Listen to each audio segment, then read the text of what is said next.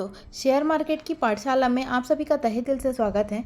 तो Asian paint ने आज अपने Q1 रिजल्ट डिक्लेयर कर दिया है। कैसा रहा कंपनी का रिजल्ट, एस्टीमेट को क्या इस क्वार्टर में बीट किया है, क्या इसका रिपोर्ट कार्ड है, हम सब जानेंगे इसी वीडियो पे। तो स्टार्ट करते हैं वीडियो कंपनी की टोटल इनकम के साथ।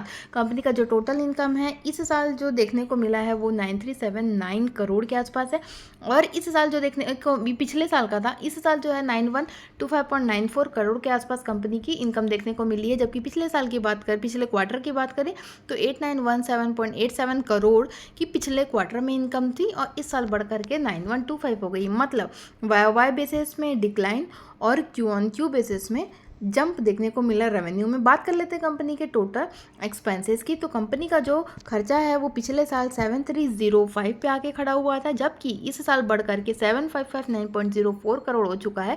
बात करें पिछले क्वार्टर की तो 7319.10 करोड़ पिछले क्वार्टर का खर्चा था, जो कि इस साल बढ़ करके 7559.04 हो गया है। मतलब खर्चे दोनों ही पैमाने में, चाहे YoY हो या फिर Q-on-Q हो, खर्चे बढ़कर आए हैं।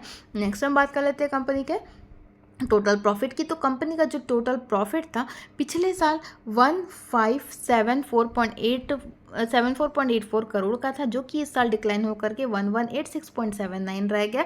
अगर हम बात करें पिछले क्वार्टर की तो 1275 करोड़ का पिछले क्वार्टर में कंपनी को प्रॉफिट था, जो कि इस साल घट करके 1186.79 करोड़ रह चुका है। मतलब YoY बेसिस और Q-on-Q बेसिस दोनों ही बेसिस में अच्छा खासा कट देखने को मिल रहा है। अगर हम बात कर लेते हैं इसके EPS की, तो EPS में 12.20 देखने को मिल रहा है।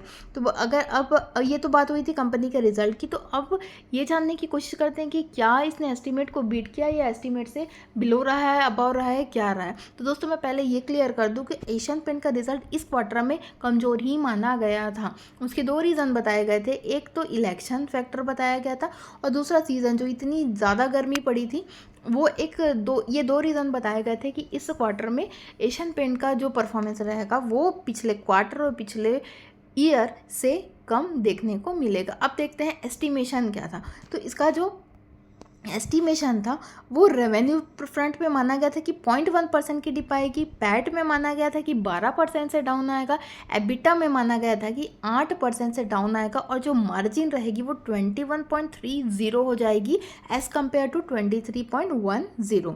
तो अब देखते हैं इस साल क्या हुआ, इस क्वार्टर में एक्चुअल में हुआ क्या। रेवेन्यू कितना कटा, रेवेन्यू में डाउन आया है 2% का, माना कितना गया था 1%, अगेन बेकार रिजल्ट।